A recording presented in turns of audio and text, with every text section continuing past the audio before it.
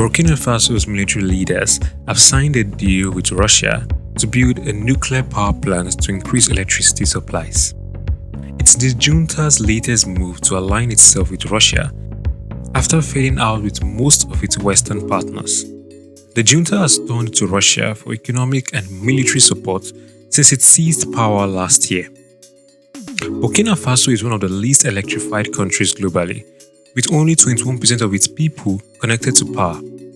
The new deal with Russia is a culmination of talks the Burkinabe military ruler Captain Ibrahim Traore had with the Russian President Vladimir Putin in July during the Russian-Africa Summit in Moscow. Captain Traore requested President Putin's support in setting up a nuclear power plant in Burkina Faso, which he said will help meet the country's energy demands and those of neighboring countries.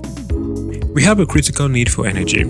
This is an important point for me because we need, if possible, to build a nuclear power station in Burkina Faso to produce electricity. He was quoted saying this at the time. Our position is rather strategic because we are in the heart of West Africa and we have an energy deficit in the sub-region.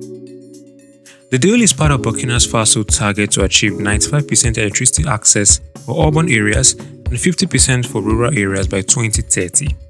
Burkina Faso gets most of its electricity from biofuels like charcoal and wood, while oil products account for 1/3 of the total energy supply. This is according to the International Energy Agency. According to the US Development Agency, Burkina Faso also has one of the highest electricity costs in Africa.